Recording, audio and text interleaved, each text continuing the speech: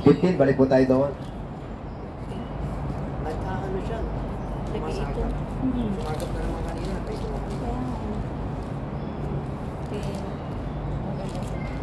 Siguro isang verse na lang babasahin ko. Binasa na natin kanina ito eh.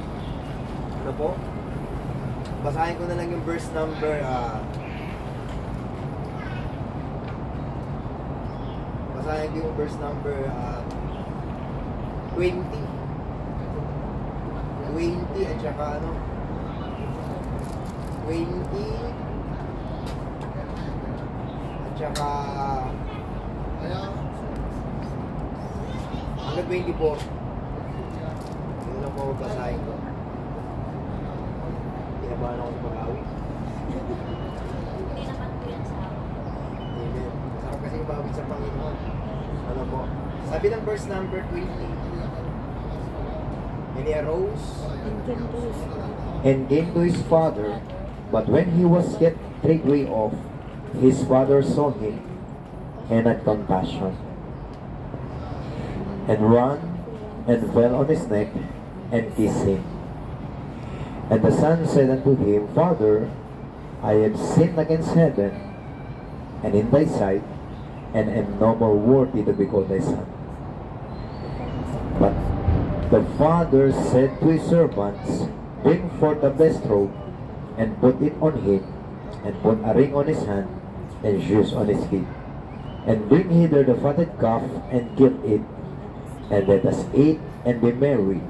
For this my son was dead, and is alive again. He was lost, and is found, and they began to be merry. Ang topic ng pag-aaral natin is about pagsisisi. Marami kasing namimiss na point sa pagsisisi sa yung mga tao. Akala nila pag nag-confess ng kasalanan, pagsisisi na yun. Diba? Iba yung pag-confess at iba yung pagsisisi. Amen? Pag nagko-confess tayo, inihahayag natin kung ano yung kasalanan natin sa Panginoon. At hindi po yun pagsisisi. Amen? Let's pray. Dakila namin Diyos, basbasan mo po kami sa oras na ito. Biling kami ng karunungan sa iyong salita. At ako'y maihayag po ito, ang lihim ng iyong salita. Bigyan mo kami pangunawa bawat isa, at ganoon din po Lord, kailangan namin ng inyong banal na Espiritu. Puspusin mo kami, lalo na ang iyong tagapagsalita, upang siya'y magkaroon ng karunungan at magkaroon ng katapangan. Itago mo po kami sa inyong likuran, maitaas ang inyong pangalan, maihayag po kayo, at mabigyan din po ng koperyan ang inyong salita. Ito po ang aming dalangin sa pangalan ni Jesus. Amen. Ngayon, mag-umpisa ako sa verse 1 para malaman natin kung bakit sinabi ng Panginoong Hesukristo itong mga bagay na ito. Of course, bago mag-verse 11, verse number 1 muna sa ating panimula. Sabi ng Biblia, Then drew near unto him all the publicans. Pag sinabing publicans, sila yung mga tax collectors. Sila yung mga maniningil ng buwis. Maaaring maling buwis ang kanilang sinisingil at hindi lang po yun mga Hudyo sila pero kumampi sila sa Roma, kaya galit na galit yung mga Hudyo sa kanila kasi kapwa nila Hudyo yung naniningil sa kanila ng buwis. Ngayon sabi rito is publicans, sinners for to hear him. Itong mga publikano, itong mga makasalanan lumapit sa Panginoon. And the Pharisees and the scribes murmured. Yung mga Pariseo, ito yung mga unang sekta. Itong mga Pharisee, itong mga scribes. Ano po? Yung mga Sadduceo. Sadducees. At sabi ng Bible, This man received sinners and eat it with them. Itong tinutukoy nilang tao dito, ang Panginoong Hesukristo. Ibig sabihin, nakikisalamuha ang Panginoon sa mga taong makasalanan. Ngayon, kaya nagbigay dito ng, actually, 3 parable ito eh. Parable of the lost sheep, parable of the silver, and the parable of the prodigal son. Ibig sabihin, binigyan ng parabola itong mga taong nagsasalita ng hindi maganda sa Panginoon. Kung bakit siya nagpunta dito, actually, ang pinakakatotohanan nito is, For the Son of Man is come to seek and to save that which was lost. Yun ang layunin ng Panginoon, kaya siya nagpunta dito upang hanapin at iligtas yung mga taong naliligaw. yung mga taong mga makasalanan. At ngayon, sabi dito sa first parable, and spake this parable unto them, saying, What man of you, having 100 sheep, if he lose one of them, doth not leave the 99 in the wilderness, and sabi ng Bible, and go after that which is lost until he find it. Nag-example ang Panginoon dito. Ano yun? Meron siyang 600 tupa. Nawawala yung isa. Hindi ba hanapin yung isa at iiwanan yung 99? Itong maganda rito, verse 5. And when he had found it, he laid it on his shoulders, rejoicing. Ibig sabihin, pag nakita niya itong tupang ito, ay talagang lalagay niya ito sa kanyang braso, at sabi rito ng Biblia, siya ay magsasaya, maggagala. And when he cometh home, he calleth together his friends and neighbors, saying unto them, Rejoice with me, for I have found my sheep which was lost. Ganon yung example ng Panginoon na ganon kahalaga ang isang taong makasalanan. Amen. Amen? Amen. Hinalimbawa siya sa isang tao na sa isang tupa na naliligaw. At kaya nagpunta ang Panginoong Jesucristo dito ay talagang upang hanapin itong mga taong ito. Yung taong mga makasalanan. At I thank God, kasama ako doon. At maaaring kasama din kayo sa nasambungan ng Panginoon. Amen? At ngayon, ang maganda dito, I say unto you that likewise joy shall be in heaven. Ibig sabihin, talagang nagsasaya sa kalangitan over one sinner that repented. Ganun kahalaga at kaimportante ang isang kaluluwa sa Panginoon na talagang yung mga milyon-milyon o napakaraming anghel sa sangkalangitan ay nagsasaya sa isang kaluluwa. Kaya mahalaga ka sa Panginoon. Pero dapat, bigyan mo rin ng pahalaga yung kaluluwa mo. Kasi mahalaga sa Panginoon eh. Ngayon, sabi rito, likewise, I say unto you, sabi rin sa verse number 7, likewise, joy shall be in heaven over one sinner that repented more than over 99 unjust person which need no repentance. Ibig sabihin, nagsasaya ang mga anghel, and I believe nagsasaya rin ang Diyos.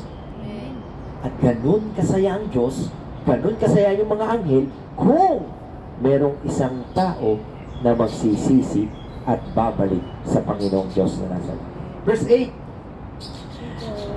Either what woman having 10 pieces of silver, if she lose one piece, doth not light a candle and sweep the house and seek diligently till she find it.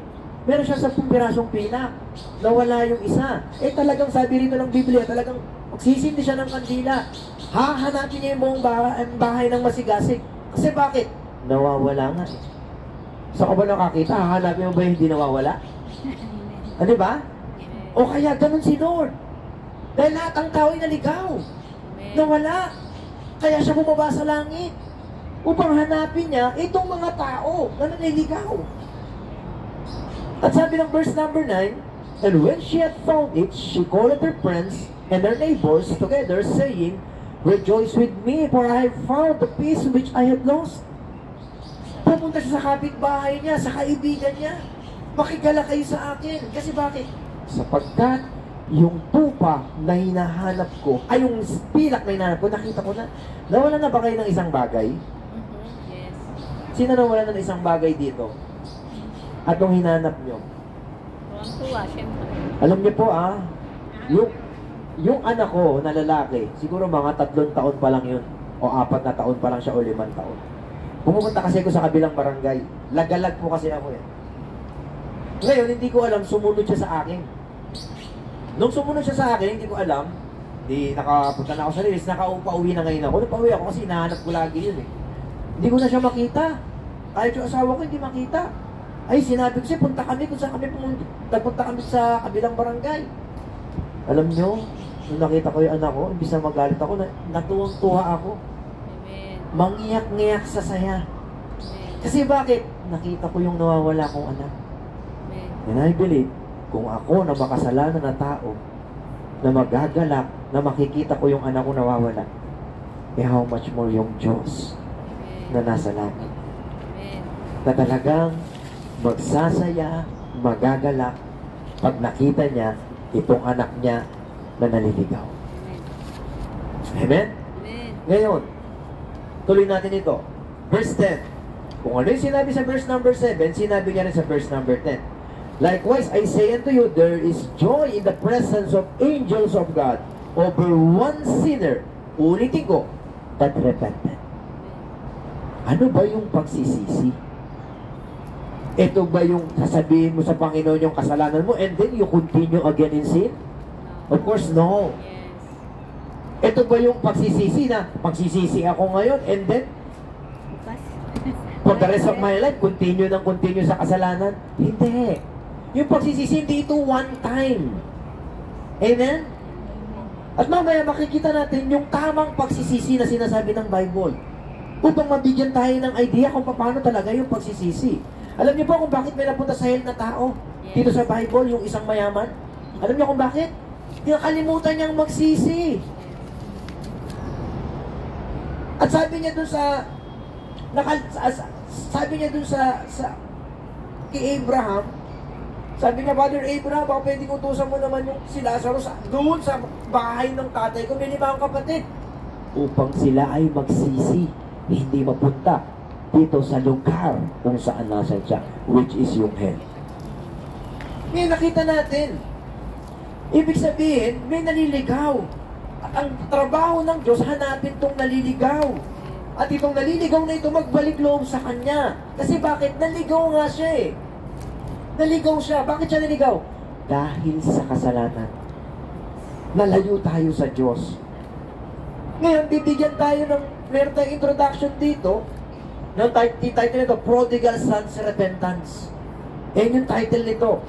Ngayon, si Apostle Peter, preach repentance. Kasi sabi niya sa mga Hudyo, di ba, itong ipinako niyo na ito sa puno, ang Panginoong Jesucristo, ito yung Kristo. Ito yung tagapagligtas na namatay sa cross at muling nabuhay. That's the gospel. Yun yung pinangangaral niya. Ngayon sabi niya sa Acts chapter 2. Tayo sa Acts chapter 2. Matagal tong introduction natin. Acts chapter 2. Sabi rito ni Apostle Peter, sa Acts chapter 2, verse number 38, sabi ng Biblia, then Peter said unto them, verse 37, now when they heard this, they were pricked in their heart, and said unto Peter and to the rest of the apostles, men and brethren, what shall we do? Sabi nitong mga taong ito, ano ang gagawin namin? Kasi nung ipinangaral ni Peter ang Panginoong Jesucristo, talagang tinusok-tusok yung puso nila, kinatkat yung puso nila. At sabi ng Bible, then Peter said unto them, repent. Capital letter, repent, and be baptized every one of you in the name of Jesus Christ. Why? For the remission of sins. At sabi ng Biblia, and ye shall receive the gift of the Holy Ghost. Iyan na yung mga utos ng Panginoon din sa mga Hudyo na magsisi na kayo. Magbalik sa Panginoong Diyos na nasa langit. Hindi lang po si Apostle Peter. Si John the Baptist, hindi po siya apostle ha. Si John the Baptist, siya po yung isa sa propeta ng Panginoong Jesucristo. Matthew chapter 3. Matthew chapter 3. Mag-open tayo ng Bible para matuto tayo magbukas ng Bible. Matthew chapter 3. Andiyan na kayo lahat. Matthew chapter 3. Verse number 1 hanggang verse number 8. Pero mag-aano lang tayo ng oras. Ang babasahin ko na lang dito, siguro ito na lang verse number 7. But when he saw many of the Pharisees and Sadducees come to his baptism, he said unto them, O generation of vipers, o lahi ng mga ulupong, who hath warned you to flee from the wrath to come? Bring forth. Ano yung dadalhin? Fruits, meet for repentance. Verse number 11. Sabi dito ng Bible, I indeed have baptized you with water unto repentance. Ibig sabihin, yung pala yung pagbabautis niya sa tubig, sa pagsisisi. At sabi dito ng Bible, but he that cometh after me is mightier than I, whose shoes I am not worthy to bear. He shall baptize you with the Holy Ghost and with fire. Tinutukoy niya dyan ang Panginoong Jesucristo. Ngayon nakita natin dito, si Apostle Peter, si John the Baptist, ipinapangaral yung repentance. Ganon din si Apostle Paul. Sa Acts chapter 20, marami rito sa Acts. Acts chapter 20. Tandaan niyo yung Luke chapter 15, doon iikot yung pag-aaral natin. Acts chapter 20, verse number 21. Ito yung sinabi niya sa Ephesians elders. Testifying both to the Jews. Yung ano po, sila ate paka-assist na lang po ha. Sabi niya sa Acts chapter 20, andyan na kayo lahat? Testifying both to the Jews and also to the Greeks, repentance toward God and faith toward our Lord Jesus Christ. Ibig sabihin, ipinangangaral niya yung sa mga hintil po ito ha. Sa mga hintil. Sabi rito sa mga Griego. Sabi rito, verse number 21 ng Acts. Testifying both to the Jews and also to the Greeks, repentance toward God. Sino yung ganda tinutukoy dito? Yung Ama na nasa langit. At sabi dito ng Bible, and faith toward our Lord Jesus Christ. Sa Hudyo, repentance lang yung ipinangangaral. Pero pagka-hentil ka na, pagsisisi at pananampalataya sa Panginoong Hesukristo, nung kapanahon na nila Apostle Paul. Ngayon nakita natin dito, ipinangangaral ito ng mga apostolo. At hindi lang yun. No? Punta tayo dito sa chapter 26, verse number 19 and verse number 20 ng Acts chapter 26. Dito, kausap niya rito yung hari, si King Agrippa. Acts 26. Chapter 26, verse number 19 and verse number 20. Sabi ng Bible, but that the certain questions against him 26, of their own 19 to 20. superscription. Mali ako, 25 pala yun. Ito, 20. Sabi rin ng Bible, chapter 26, verse number 19. Sabi ng Bible, whereupon, O King Agrippa, I was not disobedient unto the heavenly vision, but shew first unto them of Damascus and at Jerusalem and throughout all coasts of Judea, and then to the Gentiles, that they should what? They should repent and turn to God and do works made for repentance. Ano yung nilarawan nito? Dapat yung pagsisisi, hindi lang isang beses, mag-repent tayo ng one time, and then patuloy sa kasalanan. Hindi. Ibig sabihin, dapat magpapatuloy sa pagsisisi. And yun yung pagsisisi. Hindi lang yun. Chapter 17, verse number 30 and 31 ng Acts. Acts chapter 17. Verse number 30 hanggang verse number 31. Dalawang verse lang po. Sabi diyan, Acts 17, 30, 31. and the times of this ignorance, God winked, sabi ng Bible, but now commanded all men everywhere to repent. Because Ibig sabihin, sabi rito ng Bible, all men, lahat ng tao. Ibig sabihin, dapat itong lahat ng tao magkaroon ng pagsisisi. At sabi ng Bible, commanded all men everywhere to repent, because He hath appointed a day in the which He will judge the world in righteousness by that man whom He hath ordained, whereof He hath given assurance unto all men in that He hath raised Him from the dead. Alam niyo po, darating na ang Panginoon isang araw. Pero ang tao, nakalulungkot. Kinakalimutan itong bagay na importante sa Panginoon. Yung tinatawag na pagsisisi. Ipinangaral yan ng mga apostolo at hindi lang yun. Ano? Ipinangaral din yan ng mga propeta. Hindi lang yun, yung mga prophet sa Old Testament. No, sabi ng Isaiah. Isaiah chapter 55, verse number 7. Chapter 55 ng verse number 7 ng Isaiah. Sabi ng Bible. Kuha niyo na? 55 ano? 55 verse number 7. Isaiah. O sabi ng Bible. Number 7. Isaiah chapter 55 verse number 7. Let the wicked forsake his way. And that's repentance. And the unrighteous man his thoughts. That's repentance. And let him return unto the Lord. Ibig sabihin itong mga tao na lumalakad sa masama, pabayaan na ito. Magbago ng kaisipan. Sabi ng Bible, and unrighteous man his thoughts. But let him return unto the Lord at magbalik loob sa Panginoon, and He will have mercy upon him. May tanong, paano ba kakaawaan ng isang makapangyarihang Diyos ang isang tao na nagmamataas? Hindi. Pero ikaw ay nagpapakababa, ay talagang kaawaan tayo ng... At sabi ng Bible, tingnan niyo po, hindi lang ang biyaya ng Diyos ang masagana, ha? At sabi dito ng Bible, and to our God, for He will abundantly pardon.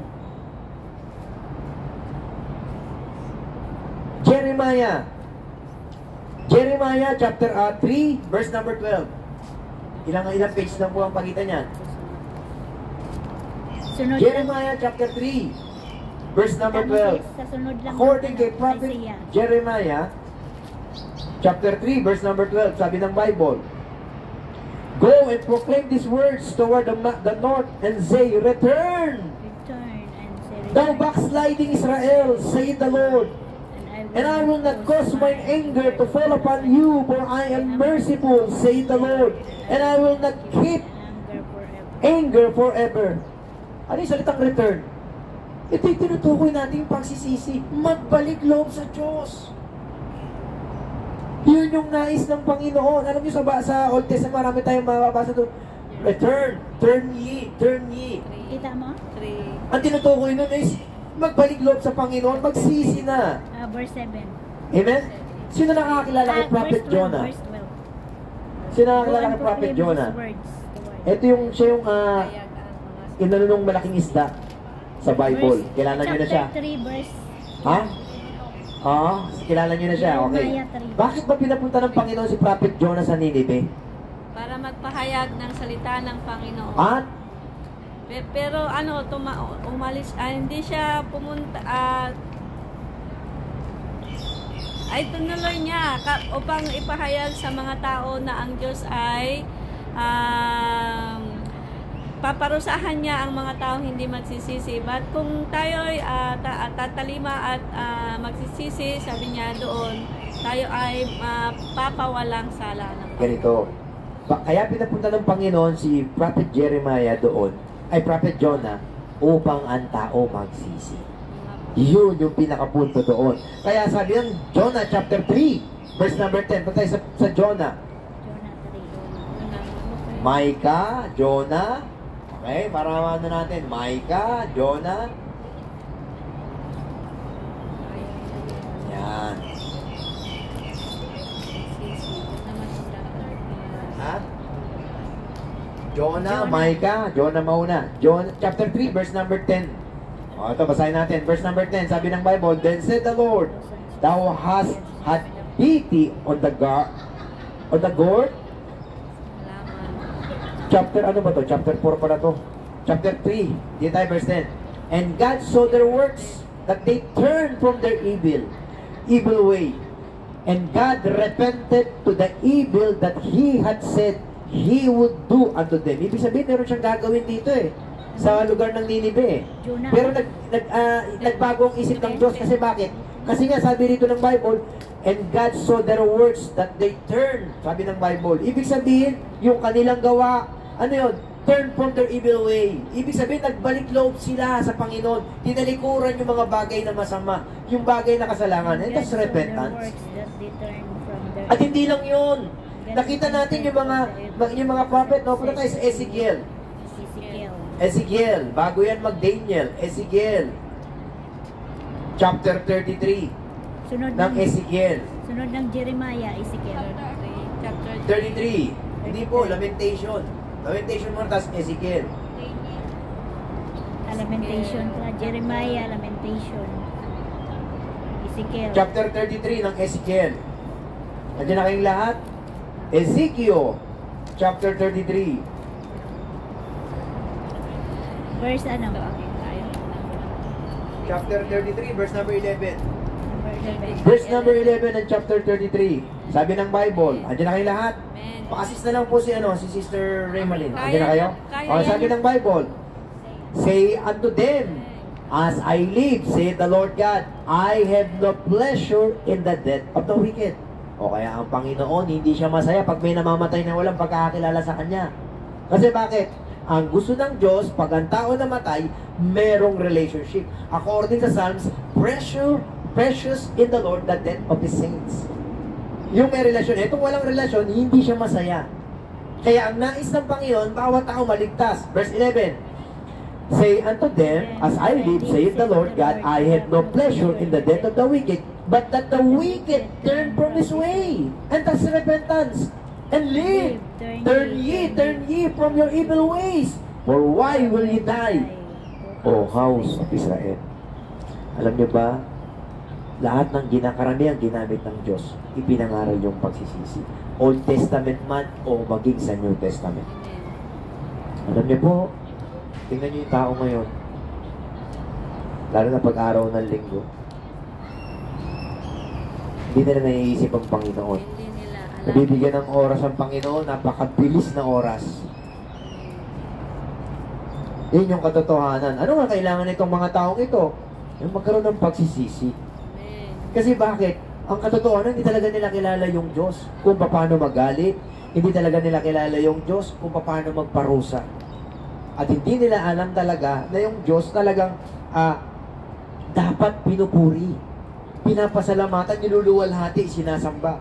Ngayon, bukod sa mga propeta, bukod sa mga apostolo, of course, ang Panginoong Jesucristo, binanggit din yung salitang pagsisisi. Punta tayo dito punta tayo rito sa Matthew. Alam niyo po ba, after nung temptation ng Panginoong Jesucristo, alam niyo po yung unang-unang word na binanggit niya? Matthew chapter 4, verse number 17. Hindi lahat. Sige. Punta kayo doon sa Matthew chapter 4. Ang unang-unang word na binanggit ng Panginoong Jesucristo dito sa mga Hudyo, sabi rito ng Biblia, verse number 17, from that time, Jesus began to preach and to say, repent, for the kingdom of heaven is at hand. Ano yung larawan nito? Magsisi na kayo, sapagkat ang kaharian ng langit ay malapit na. Hindi lang yun, sabi ng Luke chapter 13. Luke chapter 13, tingnan nyo, ito, may babala na rito. Sa Luke chapter 13, verse number 3 and verse number 5. Halos hawig na hawig yung verse, magkapareho, at sa isang chapter niya lang sinabi ito. Alam niyo po, may mensahe dito malaki. Pag sa Bible, talagang inuulit, ito yung talagang malaking mensahe. Isang babala ito. Sabi rito ng Biblia sa chapter 13, verse number 3 and verse number 5, I tell you, sabi diyan, I tell you, nay. Sinabing nay, hindi. But except ye repent, ye shall all likewise perish. Maliban ang magsisi, kayong lahat ay mapapahamak. Verse number 5, sabi ng Bible, verse number 5, I tell you, nay, but except ye repent, ye shall all likewise perish. Alam niyo po, ang malaking katotohanan po,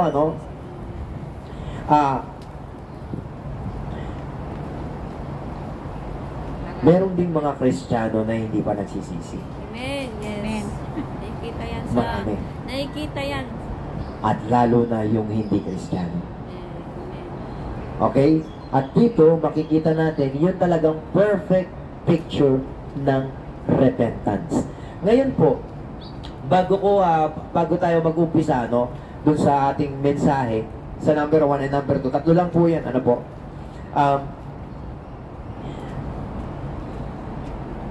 meron ding mensahe ang Panginoong Jesucristo, sa Mark chapter 1 verse number 15, at inuutusan niya ang mga tao na magsisi at manampalataya sa Ebanghelyo. Sabi ng Mark chapter 1 verse number 15, the time is fulfilled and the kingdom of God is at hand, repent ye and believe the gospel. Yan ang utos niya sa mga tao, sa mga kausap niya mga Hudyo, na kayo ay magsisi na, magbalik loob sa Panginoong Diyos na nasa langit at sumampalataya sa Panginoong Jesucristo. At nung bago siya mamatay, sinabi niya ito. Ibig sabihin, nung nabubuhay pa ang Panginoon, ipinangaral niya ito many times. At alam niyo po ba, nung siya'y nabuhay, bago siya bumalik ng langit, ito muna yung inutos niya sa mga apostolo. Punta tayo sa Luke chapter 24. Ito yung huling verse natin bubuksan sa ating introduction. Luke chapter 24, pinakahuling book ng Luke. At makikita natin dito sa Luke chapter 24, yung tinatawag na utos ng Panginoong Jesucristo. Ano po? Sabi rito ng Biblia, Verse number 46 ng Luke chapter 20, 46 and verse number 47. Luke 24, 46, 24, 47. verse 46 and verse number 47. Down. Ito, ang Panginoong Jesucristo, nabuhay na po siya rito. Ang sabi niya rito, and He said unto them, that it is written, and thus it behoved Christ to suffer and to rise from the dead and the third day. O, tingnan niyo yung kasunod.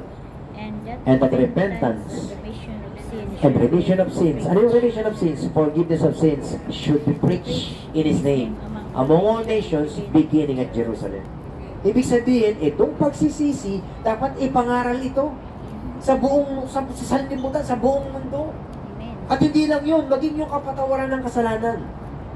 Ang tanong, talaga bang tayo ay merong pagsisisi? Alam niyo po, meron ako napakinggan ng preaching, alam niyo po, dapat ang isang tao ay magsisi at magpatuloy sa pagsisisi. Bakit ba tayo magsisisi? Alam niyo po, ang katotohanan, mali tayo sa lahat ng bagay. Mali ang pamumuhay natin, mali ang pananalita, mali ang isip, mali ang puso, mali ang lahat ng bagay. At kaya kailangan natin magsisi sa Panginoong Diyos na nasa langit. Amen?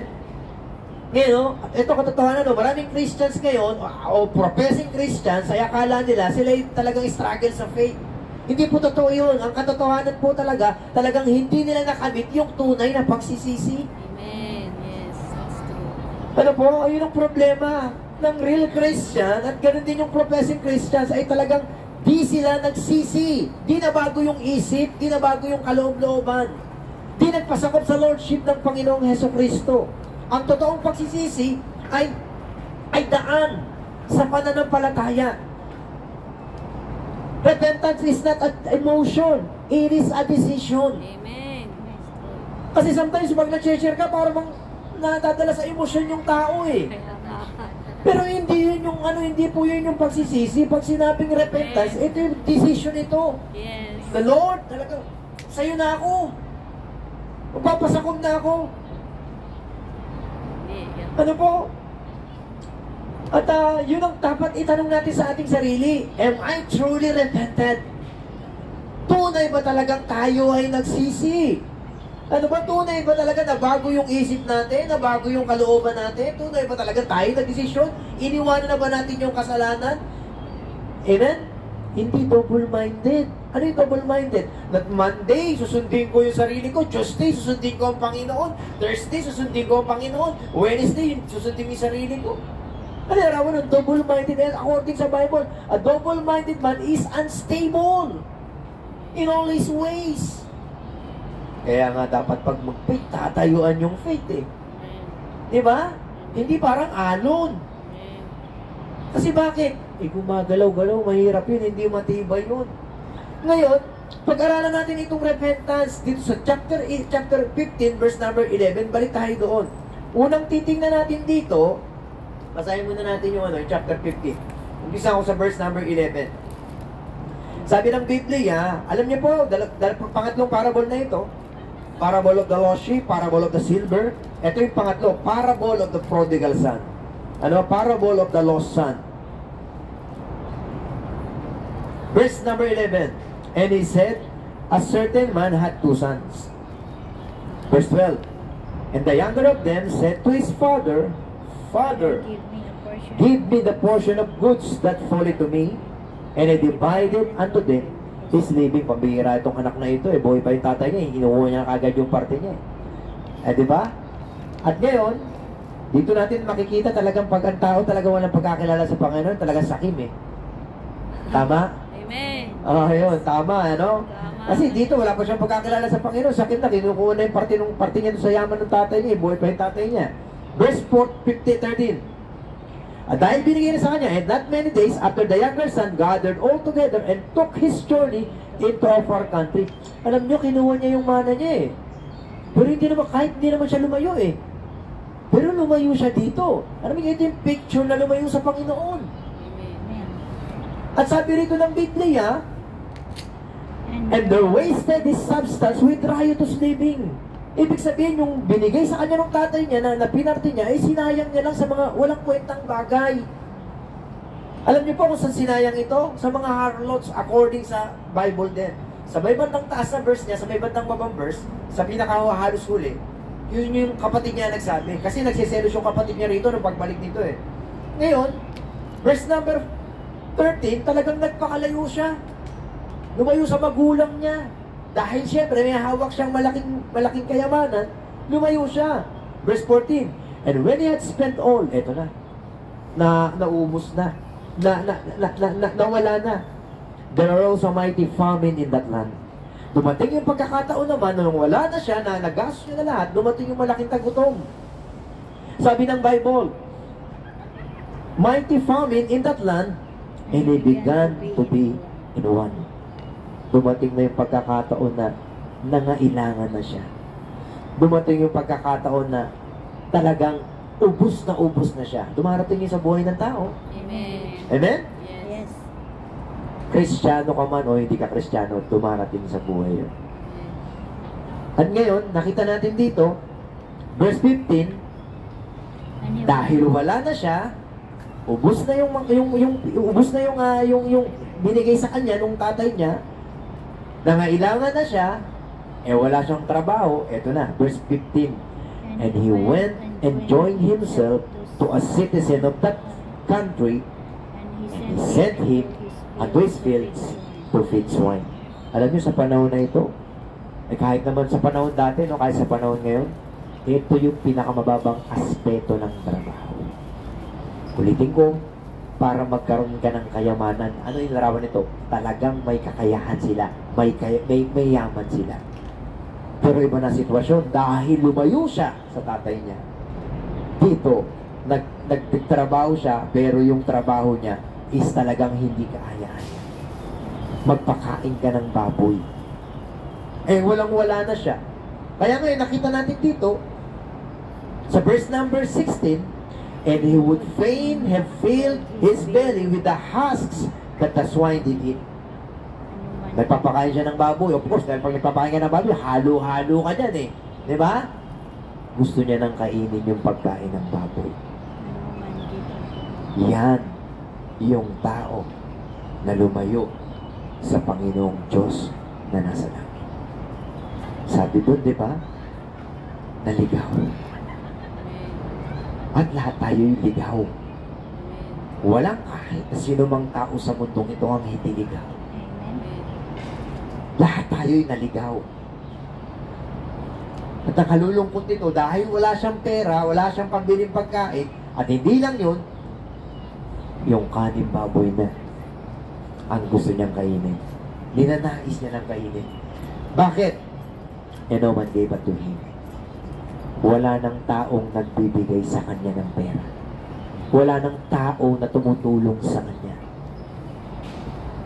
Ito yung repentance. Makinig ay mabuti. Verse 17. And when he came to himself,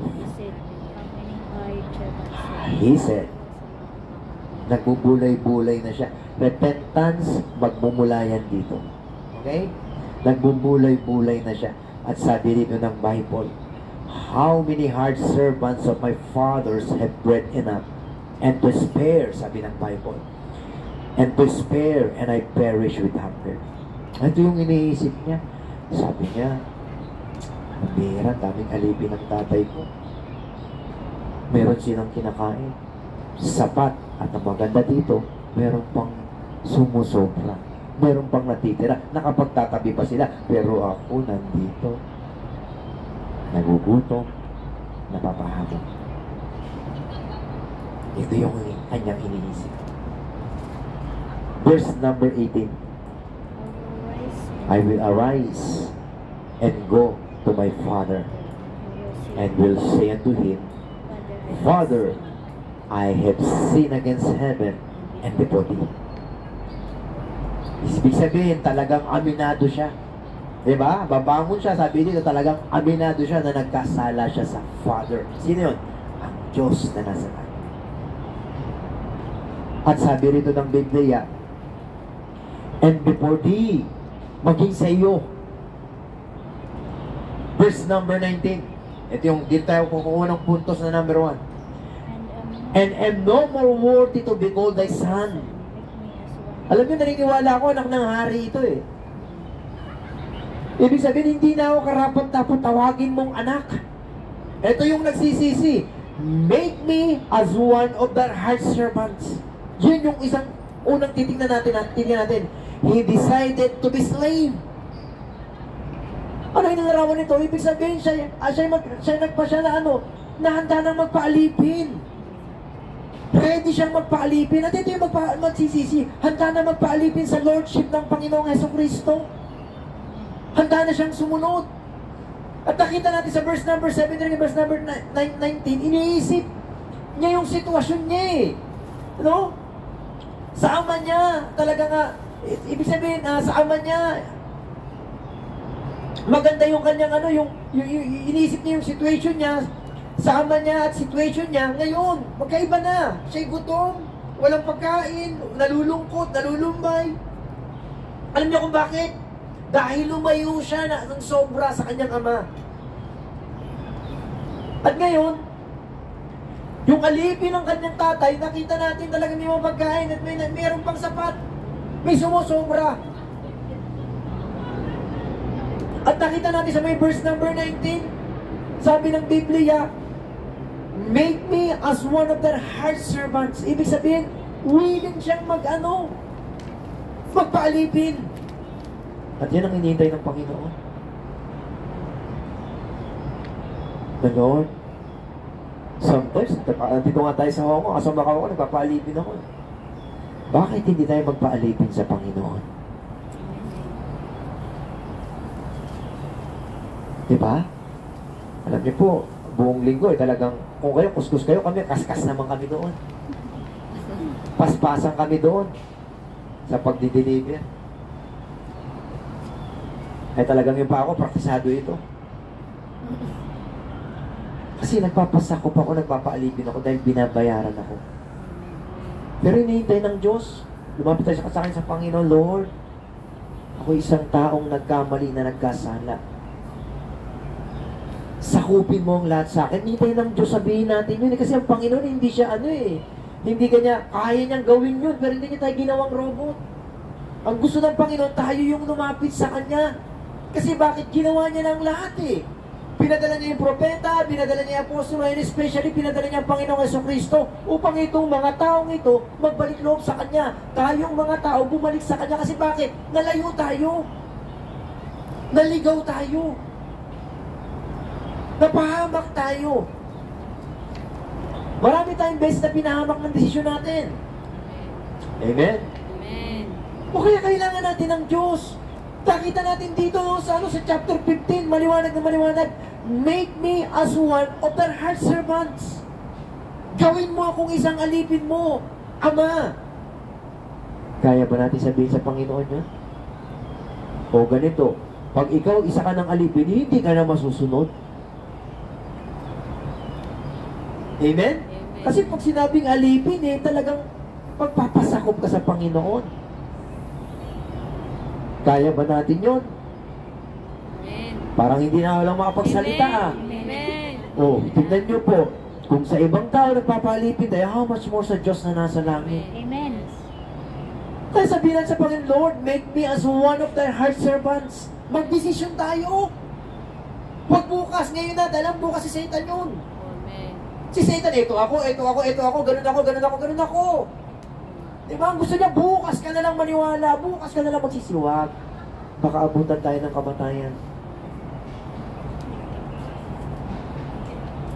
Mahirap. Pero nakita natin dito yung picture na sinabi dito. Sabi dito ng Bible, napakagas na sarap basahin ito sa verse number 19. Sabi ng verse number 19, sabi dito, and am no more worthy to be called thy son. Make me as one of their heart servant. Nakita natin dito yung talagang willing siyang magpasakop sa Lordship ng Panginoong Jesucristo. Kaya yung pagsisisi, hindi ito emosyon. Pag nakakarinig tayo ng salita ng Panginoon, Amen. dapat magdesisyon. Amen. He decided to be slave.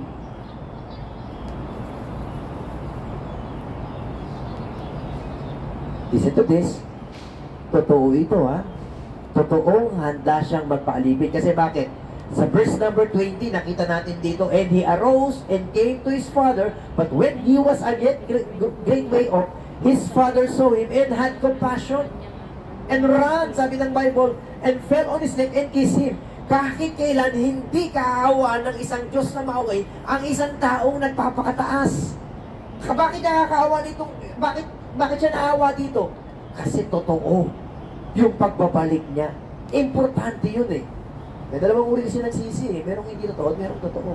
Ano yung totoo? Yung totoo yung patuloy na nagsisisi. Ang hindi totoo, yung nagsisi panandalian.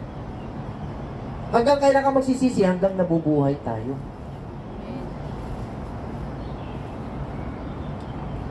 Amen? Nakita natin dito na talagang naawa sa kanya yung Diyos at hindi lang yun, diba?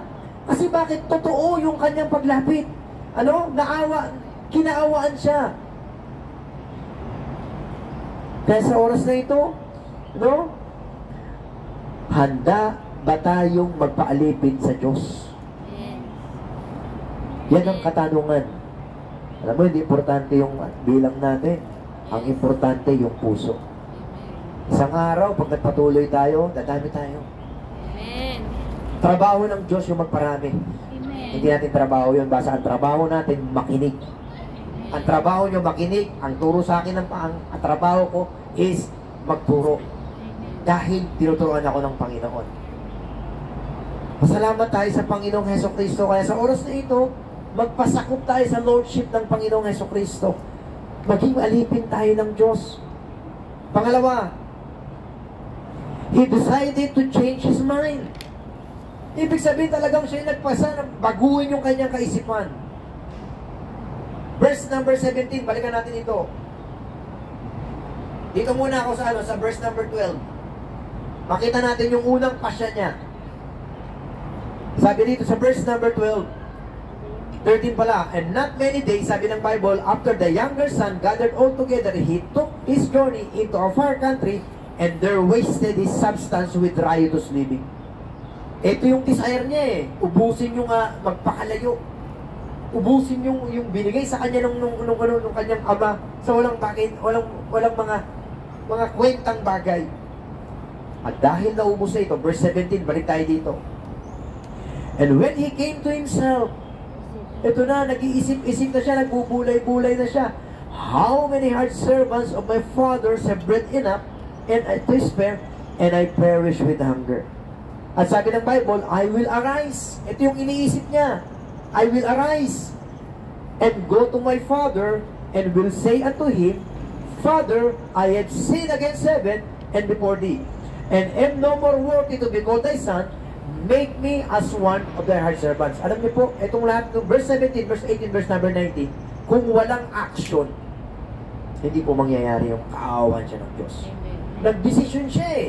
Verse number 20, ito yung decision niya, oh. And he arose. Bumangon siya. Ang sabi ng Bible, and came to his father, but when he was yet a great way off, his father saw him, and had compassion, and ran, and fell on his neck, and kissed him. Kasi bakit? Kasi totoo yung kanyang pagbabago ng kaisipan. Amen? Ang Diyos, yan ang Panginoon. Pag bumalik tayo sa Panginoon, pag totoo yung pagbabalik natin, aakapin tayo ng Diyos. Hahagkan tayo ng Panginoon. Tatakbuhin tayo ng Diyos. Kasi bakit? Kasi yun yung kalooban niya. Alam nyo, mabasahin natin ang Bible, napakaraming ginamit ng Diyos. Isa lang naman ang nais niya sa Israelites. Magbalik loob sa Kanya. At kahit sa mga tao ngayon, ano bang lahing tao, ang nais ng Panginoon, magbalik loob ka sa Panginoong Diyos. Kasi bakit? Sabi nga ng Bible, all we like sheep have gone astray. We have turned everyone to his own way. Para tayong mga tupa na naligaw, pinili natin sundin yung sarili natin. Hindi natin piniling sundin ng Diyos. Amen? At sabi ng Biblia, And the Lord hath laid on him the iniquity of us all. Dahil matigas ang ulo ng tao, hindi sumusunod sa Diyos, yung lahat ng kasalanan niya at lahat ng kasama niya, ipinasan at ibinigay sa Panginoong Hesukristo. No? Dito natin makikita sa verse number 17, ano yun, naiisip niya yung lagay niya, ano, ng lagay ng mga alipin ng tatay niya, yung pagkain, talagang nakita natin is talagang sapat, meron pang natitira, at hindi lang yun. Ano?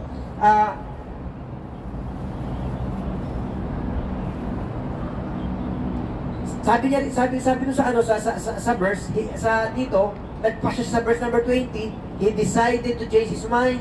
Ano?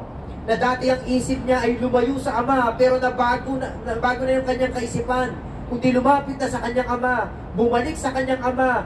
Ang pagsisisi, ganito ang pagsisisi, ano yun, na magkakaroon tayo ng pagbabago ng kaisipan. Na talagang mali tayo sa lahat ng bagay. Tama ang Diyos. And that is, nakita natin, and that is repentance. Luke chapter 19, verse number 8, hanggang verse number 10. Ito yung change of mind. Luke chapter 19, verse 8, sabi ng Bible, and Zacchaeus stood and said unto the Lord, Behold, Lord, sabi ng Bible, the half of my goods I give to the poor, and if I had taken anything from any man by false accusation, I restore him fourfold. Ano yung ibig sabihin nito? Si Zacchaeus is talaga isa siyang chief publican. Diba, merong publican, siya yung pinaka-hepe, pinaka-pinuno nitong mga publikano. At marami silang nasingilan na maaaring maling buwis. Ano yung narawan nito? Handaan niyang ibalik ito ng makaapat. Ano yung narawan nito? Meron change of mind. Meron ng pagsisisi. Verse number 9. And Jesus, sabi ng Bible, said unto them, this day is salvation. Come, sabi ng Bible, to this house, for as much as he also is son of Abraham. Verse 10. For the Son of Man is come to seek and to save that which was lost. Yan ang layunin ng Panginoon. Hanapin at iligtas itong taong naliligaw. Hanapin at iligtas itong taong nawawala. Hanapin at iligtas itong taong makasalanan. Hanapin at iligtas itong mga taong masasama. Amen? Masama din tayo. Hindi yung katotohanan. And I thank God kung merong ligtas sa atin, tayo'y nakasumpong ng biyaya ng Panginoon. Nakita natin yung pagbabago ng kaisipan. Ano? Nakita natin kay Zacchaeus ang pagbabago ng kaisipan at magbubunga ito ng bagong gawa. Tayo na bago ng kaisipan. Nagbago na ba tayo ba? Nabago na po ba yung ating kaisipan? Na dati namumuhay tayo sa marumi, makasalanan. Ano? Sa mundong ito. Nabago na po ba talaga ang ating kaisipan? Ibig sabihin, change of mind that lead us to change of action. Alam niyo, hindi po kaila sa inyo kung ano yung pinanggalingan ko. Artista ako dati, sis. Oo. Sa Star Cinema. Pero props man lang, ito joke lang. Ibig sabihin, marunong yung pinanggalingan ko at ubod ng sama. And I thank God, nasumpungan ako ng Diyos, ng kanyang biyaya, naligtas ako. At nakita yung pagsisi sa buhay ko. Na dati is talagang hinahanap ko is yung paano ko may tataas ang sarili ko, kung paano maupuri ang sarili ko. At hindi lang yun, kung paano magpatuloy sa kasalanan. Pero nakilala ko ang Panginoon. Tinuruan niya akong magsisi. Mahirap ba magsisi? Oo! Pero katulong mo yung Diyos. May mahirap ba sa Panginoon? Wala. Amen. Pero dapat magpasakop tayo. Amen. Repentance is a change of mind that leads us to change of action. Yun yung isang nakita po natin dito. Pangatlo, natitingnan natin dito. Ano? He is decided to admit his sin and to forsake it. Ibig sabihin, nagkaroon siya ng pagpapasya. Ano yung pagpapasya na yun? Na aminin niya sa Panginoon na siya ay sa kanyang ama, na siya ay makasalanan at hindi lang yun. Handa niya itong pabayaan. Amen? Balik tayo doon sa ating text. Hanggang verse number 22 na tayo. Verse number 22. Dito, makikita natin dito na inamin niya na siya ay makasalanan. Verse number 17. Ulitin natin. 17 to 22 na. And he said at 17:22. Sabi ng Bible sa chapter 15 verse number 17, and when he came to himself, he said, how many hard servants of my father's have bread enough and to spare, and I perish with hunger. I will arise and go to my father, and will say unto him, Father, I have sinned against heaven and before thee. Ito yung kanyang dinidesire na sabihin. Ito yung kanyang pinagbubulig-bulay na sabihin sa kanyang tatay. And am no more worthy to be called thy son. Make me as one of thy hard servants. Verse number 20. And he arose and came to his father, but when he was yet great way off, his father saw him and had compassion and ran and fell on his neck and kissed him. Yan ang Panginoon, ulitin ko. Hinihintay na tayong magsisi. Magbalik loob sa Kanya. Magbago ng kaisipan. Magpaalipin sa Kanya. Verse number 21. Kung ano yung iniisip niya, sa verse number 18 and verse number 19, nagkaroon na ng kaganapan. Verse 21. But the father said, verse 21, and the son said unto him, Father, I have sinned against heaven. Talagang aminado siya na siya ay nagkasala. At sabi ng Bible, I have sinned against heaven and in thy sight. At sabi ng Bible, and am no more worthy to be called thy son.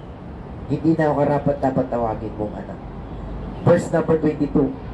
But the father said to his servants, bring forth the best robe and put it on him, put a ring on his hand, and shoes on his feet. Kaya naniwala ko hari ito. Kasi bakit? May sing-sing. Ano yung naraman nito? Bigyan siya ng bagong damit, bigyan siya ng bagong, sabi ng Bible, bagong sapatos, at bigyan siya ng sing-sing.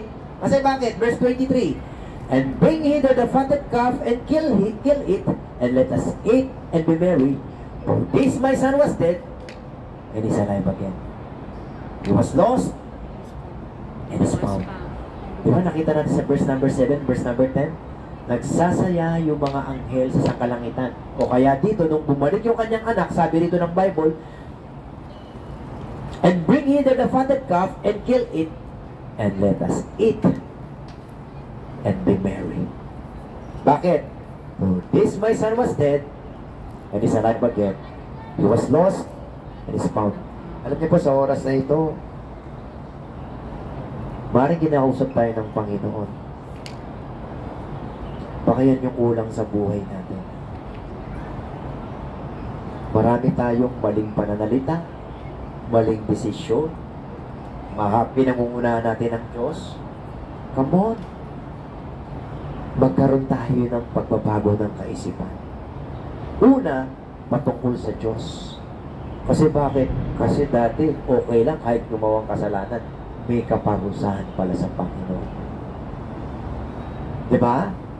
Una, magpasakop tayo sa Diyos. Magpaalipin tayo sa Kanya. Pangalawa, magkaroon tayo ng pagbabago ng kaisipan patungkol sa Diyos at patungkol sa pamumuhay natin. Amen? At hindi lang yun, aminin natin na nagkasala tayo. At itong kasalanan na ito, pabayaan na natin o kalimutan na. Katulad ng prodigal son, sabi ng Biblia, for this my son was dead, and is alive again. He was lost, sabi ng Bible, and is found. Alam niyo po, pag meron taong magsisisi ito, babalik loob sa Panginoon, hindi lahat ng kasama niya sa bahay ay magsasaya. Ha? Naniwala kayo doon? Pag meron taong, for example, halimbawa ako, nakalive ako, baka makita ko ng asawa ko. Halimbawa ako nakakilala ako sa Panginoon. Merong isa sa pamilya ko maaaring may kumontra. Pero hindi naman lahat. Kasi biblical. Alam niyo ba na yung kapatid niya rito? Basahin natin. Verse 25. Verse 25 sa ating pagtatapos. Ano po? Verse number 25. Now his elder son was in the field. Andiyan na kayo lahat?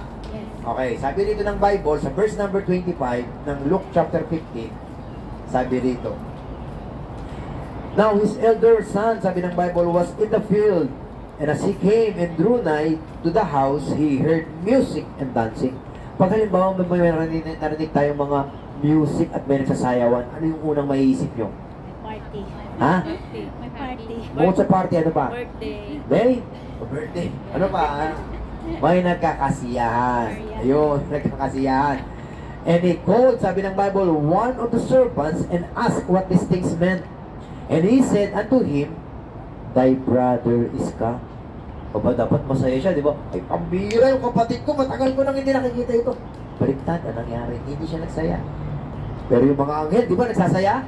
Pero ito, hindi siya nagsaya. At sabi dito ng Bible, verse 27, And he said, sabi ng Bible, and he said unto him, thy brother is come, and thy father hath killed the fatted calf, because he hath received him safe and sound. Verse 28, and he was angry. Galit na galit siya, and would not go in. Therefore came his father out, and entreated him. Lumabas pa yung tatay niya, para kausapin siya. And he answering said, sabi to his father, lo, these many years do I serve thee, neither transgress I at any time thy commandments. Ibig sabihin, sa paglilingkod ko sa iyo, talagang sinusunod kita, wala akong sinasalang sa iyong mga kautusan. At sabi dito ng Biblia, sabi dito, yet thou never gavest me a kid. Ano yung kita tinutukoy dito? Hindi siya binigyan ng kambing, that I might make merry with my friends. Hindi mo lang ako binigyan ng ganitong hayop at upang magsaya kami ng aking mga kaibigan. Ano nakikita mo sa kanya? Selos. At sabi nito verse 30, but as soon as this thy son was come, which had devoured thy living with harlots. Di ba nabanggit natin sa umpisa yun? Dito naubos yung pera niya. Ano ba yung harlots? Ito yung babae na mababa ang lipat. Thou hast killed for him the fatted calf, sabi ng Bible, and he said unto him, son, thou art ever with me. All, sabi ng Bible, that I had is thine. It was meet, or it was right, that we should make merry and be glad. For this thy brother was dead, and is alive again, and was lost, and is found. Kaya tatandaan niyo po, kung yung anghel sa sangkalangitan nagsasaya pag mayroong taong bumabalik sa Panginoon, dapat ikaw din nagsasaya pag mayroong taong nakakilala sa Panginoon. Amen. Kasi bakit? Walang halaga ang kaluluwa. Hindi mo ito napaka-importante sa langit kasi isa lang nagsasaya sila eh. Eh ba, dapat ikaw nagsasaya din. O kaya sa oras na ito, starting today, maghikaya tayo papunta sa Panginoon. Kasi bakit? Napapasaya natin yung Diyos na nasa langit pag ikaw ay nag-aakay ng kaluluwa. Huwag natin kwento yung kapitbahay natin kahit yung amo natin. Amen. Ikwento natin ang Panginoong Hesukristo. Amen. Amen? Kasi bakit? Pag kinuwento mo yung kapitbahay natin, baka sumapaloob nung kinukwentuhan mo eh. Kasi bakit? Kasi dahil kinuwento yung kapitbahay mo, alam mo, ganyan din yung kapitbahay ko eh. Diba? Napaalala mo pa sa kanya yung nakaraan eh. Eh pag ang Panginoong Hesukristo yung sinabi, ano mo, Panginoong Hesukristo, katotohanan. Pinatawan siya ng kamatayan para sa'yo. Para sa kasalanan mo. Bakit? Kasi siya nagbayad ng kasalanan natin. At hindi lang yun, nabuhay siya, binuhay siya ng Ama. Kasi bakit? Kasi nasiyahan yung Diyos, Ama, sa kamatayan niya. Yung justice na hinihingi ng Panginoong Diyos na nasa langit ay talagang nasatisfied sa kamatayan ng kanyang anak. Yun ang ikwento natin. Amen. At hindi lang yun, hikayatin natin silang magsisi. O ngayon, ang pagsisisi ba, Lord, patawad po, nagkasala po ako ngayon. Pero bukas, continue na naman. Hindi ganun. Amen? Lord, patawarin mo po ako. Napasobra yung sabi ko. Pero bukas, mas lalong dumami yung sinabi niya. Hindi ganun yung pagsisisi. Ang pagsisisi, lapit tayo sa Diyos. Amen. Lord, tulungan mo akong mabago na tong kaisipan ko. Amen. Mabago yung aking pamumuhay. Mabago ang lahat sa akin. Handa na ako magpaalipin sa iyo. Amen? Nagpapagamit nga tayo sa iba. Bakit tayo magpagamit sa Panginoon? Magamit tayo kay Lord. Kasi bakit? Hindi mo man nakikita yung reward, pero one day, makikita mo ito. Iba pag Diyos ang kumilos. Diba? Pag Diyos ang kumilos, tiyak yan, may pagpapala. Pero pag hindi tayo masunurin sa Panginoon, tiyak din yan, may pagpapalo. Okay? Pag hindi tayo nagpasakop sa Panginoon, may pagpapalo. Pero pag sumunod tayo sa Panginoon, tiyak may pagpapala. Sa ating pagtatapos, basahin natin yung 2 Chronicles chapter 7 verse number 14. 2 Chronicles chapter 7 verse number 14. Sabay-sabay natin basahin ito, ha?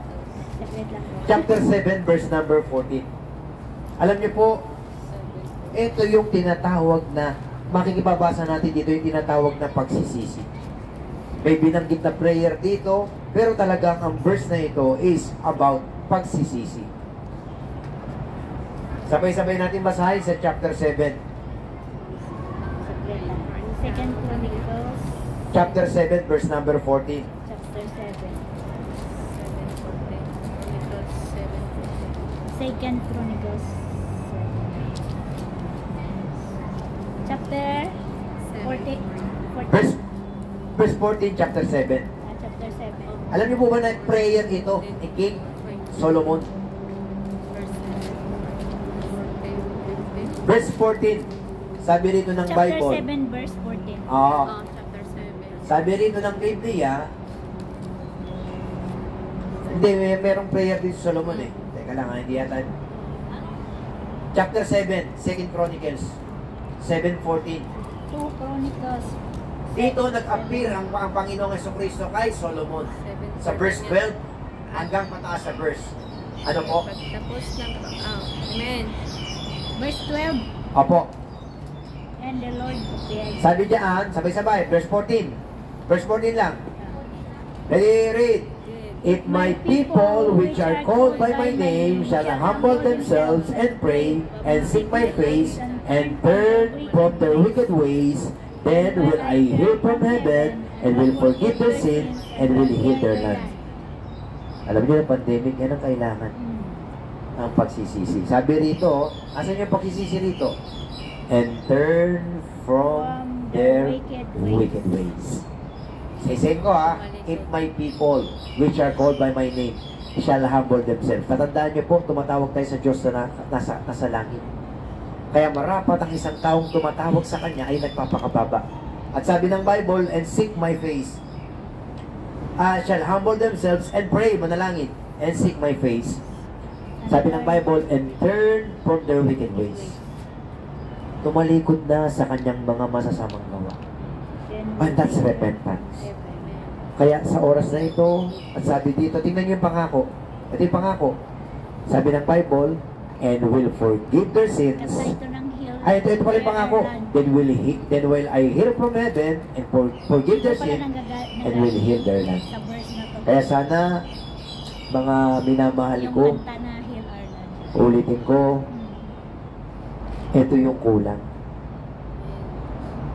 Pagsisisi. Ipinakita sa atin yung perfect picture ng repentance.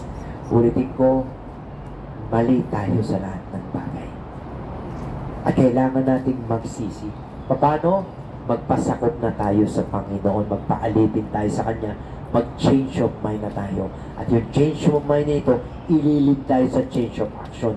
Aminin natin na tayo yung makasalanan at talikuran na yung paggawa ng kasalanan. Mahirap ito, oo, pero madali ito pagkasama natin ang Panginoong Diyos na nasa langit. Kaya sana itong mensahe na ito is pinaalala sa atin na marami tayong bagay na nakakalimutan patungkol sa Diyos. Amen? Ngayon, kung ikaw kinausap ng Diyos, sabay-sabay tayong manalangin, yumuko tayong lahat, let's pray. Dakilan natin Diyos na nasa langit. Tunay po na marami kaming pagkukulang, pagkakamali, na talagang hindi po namin napapansin. Katulad, Lord, nitong prodigal son, hinihiling namin na tulungan mo kami, Panginoon, na kami, Panginoon, ay talagang totoong magbalik loob sa inyo. Magpasakop, magpaalipin po sa inyo, at magbago kami ng kaisipan patungkol una po sa inyo, at patungkol sa aming mga maling mga gawa. At ganoon din, tulungan mo kami na maging aminado sa aming mga pagkakasala. At tulungan mo kami, Panginoon, na ito'y kalikuran na. Humarap na sa inyo, lumakad papunta sa inyo, at magkaroon ng relasyon po sa inyo po, aming Panginoon. Tulungan mo ang mga taong ito, Lord, naway makamtan nila yung tamang pagsisisi at makamtan din po nila yung tama pong relasyon po sa inyo. Maraming salamat una sa inyong salita at salamat sa inyong banal na Espiritu. Help mo po kami, Panginoon, dito po sa lugar ng Hong Kong. Naway dalangin namin sa mga susunod na linggo, bigyan mo kaming mga tao na matuturuan, mababahagian po ng inyong salita. At thank you rin, Panginoon, dito sa mga taong ito na patuloy, Panginoon, nagpapatuloy makinig, nagpapatuloy magamit, at nagpapatuloy, Panginoon, maka-fellowship po kami dito at masamba ka namin sa Espiritu at katotohanan. Lagi mong itama, Lord, yung buhay namin, yung isip namin, yung puso namin, at tulungan mo kami sa araw-araw ng aming buhay na masunod namin ang inyong salita. Masunod namin ang nais mo sa bawat buhay namin. At kaya po nitong prodigal son, tulungan mo kami, Lord, na tumalikod sa mga maling gawa, harapin kayo, at magpatuloy po sa inyo. And Holy Spirit, maraming salamat. Ito po ang aming panalangin sa pangalan ni Jesus na aming Panginoon. Amen. And amen and amen.